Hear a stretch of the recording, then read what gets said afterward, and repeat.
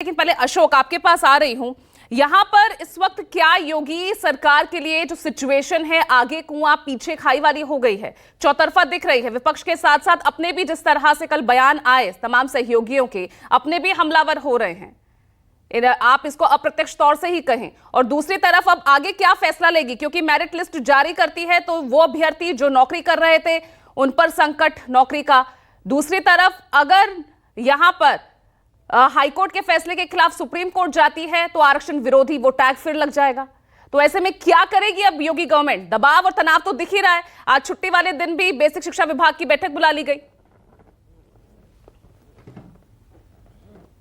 देखिए, निश्चित तौर पर अभी जो जानकारी मिली है उस लिहाज से मुख्यमंत्री योगी आदित्यनाथ आज देर शाम ये जो शिक्षक भर्ती का मामला है उसको लेकर बैठक कर सकते हैं। हालांकि अभी ऑफिशियल टाइम डिक्लेयर नहीं किया गया है कि कितने बजे बैठक होगी। लेकिन जो सवाल आपने उठाया कि उत्तर प्रदेश में शिक्षक भर्ती को लेकर जिस तरह से आप कह सकते हैं कि न सिर्फ विपक्ष बल्कि सहयोगियों के भी निशाने पर योगी सरकार आ गई है। कल आपने देखा कि जितने भी उत्तर प्रदेश में एनडीए के सहयोगी हैं उनकी तरफ से आरक्षण को लेकर जो बयान जारी किया गया उसमें यही कहा गया कि कोर्ट की तरफ से जो भी ऑर्डर दिया गया है वो पूरी तरह से स्वागत योग्य है और आरक्षण के नियमों का पूरी तरह से पालन भर्ती प्रक्रिया के दौरान किया जाना चाहिए।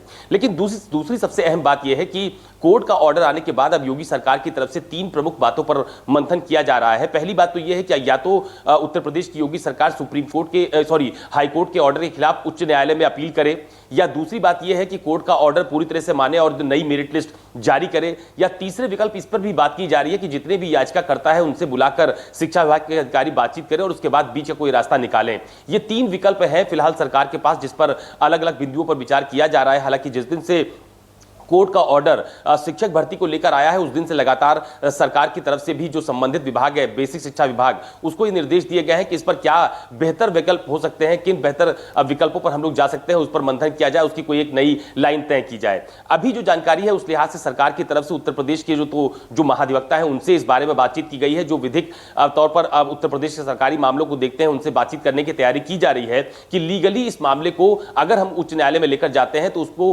किस तरह से सरकार उसको पेश करेगी। लेकिन सबसे अहम बात यह है कि शुरुआती दौर में आपको ध्यान होगा कि जब पहला पत्र अनुप्रिया पटेल की तरफ से भर्ती में आरक्षण को लेकर लिखा गया था तो उस दौरान भी सरकार की तरफ से यह खंडन जारी किया गया था कि जितनी भी भर्तियां उत्तर प्रदेश में योगी सरकार के दौरान हुई है उसमें आरक्षण के नियमों का पूरी तरह से पालन किया गया है, इसलिए आरक्षण में कहीं भी भेदभाव नहीं किया गया है। लेकिन अब इसको थोड़ी इसके राजनीतिक पहलू को समझने की जरूरत है कि शिक्षक भर्ती की इस पूरे मामले को लेकर जब कोर्ट का एक निर्णय आता है तो उसको लेकर चाहे वो कांग्रेस पार्टी हो, समाजवादी पार्टी हो, बहुजन समाज पार्टी हो, जितनी भी विपक्ष के दल हैं उनकी तरफ से इस मामले को बहुत प्रमुखता से उठाया गया। किसी ने ट्वीट किया, किसी ने बयान जारी किया और ये कहा और ये साबित करने की कोशिश की गई कि उत्तर प्रदेश में जितनी भी भर्ती प्रक्रिया हो रही है वहां पर आरक्षण को दरकिनार रखा जा रहा है, उसके मानकों का पूरी तरह से पालन नहीं किया जा रहा है। ये नैरेटिव सेट करने की कोशिश विपक्षी दलों की तरफ से देखी गई है। लेकिन बीजेपी सरकार की तरफ से भी लगातार ये कहा जा रहा है कि जितनी भी भर्तियां अभी तक उत्तर प्रदेश में हुई हैं बीजेपी की सरकार बनने के बाद उसमें आरक्षण नियमों की अनदेखी नहीं की गई है।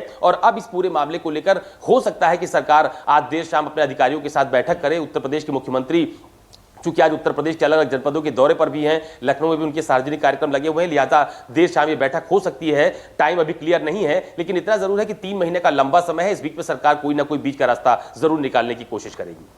ठीक है, वो बीच का रास्ता क्या होगा सबसे दिलचस्प ये देखना होगा।